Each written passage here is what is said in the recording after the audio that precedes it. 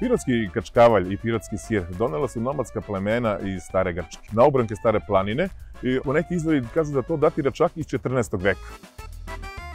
Pirotski kačkavalj pravi se od nepasterizovanog mleka, tako da sva celokupna aroma sa Stare planine prelazi i u naš finalni proizvod, gde mu zaista iskustva starih majstora daje i onaj šmek kroz fermentaciju kačkavalja, dobija taj finalni oblik sa blagom osjećaj kiselkastosti i blagi osjećaj gorčine nakon konzumiranja ovog proizvoda.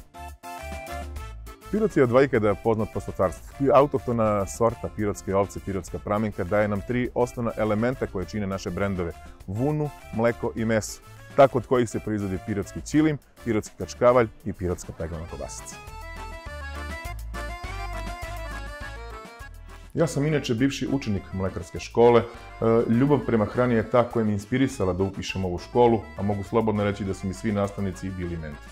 Mlekarska škola u svojoj radionici kroz proširenu delatnost ima 28 radnika, tako da i preko letnjih meseci i zimskih, kad su deca na raspustu, oni vode ovu proizvodnju.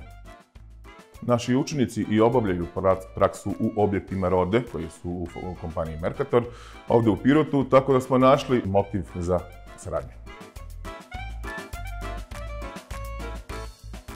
U procesu proizvodnje sira imamo više kontrolnih tačaka. Prva je prijem sirovine, znači moramo dobiti vrhunsku kvalitetnu sirovinu.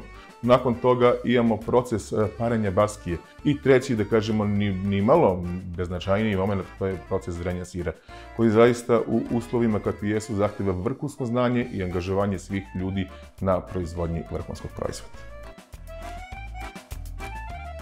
Što se tiče proizvodnje pirotskog kačkavalja, zaštićenog europskog porekla, minimalno proces zrenja je 2 meseca, a rok trajanja proizvoda je godinu dana. Moj savjet lični je: najbolje konzumirajte ga u društvu vama dragih osoba, porodici, prijatelja i u svaku priliku.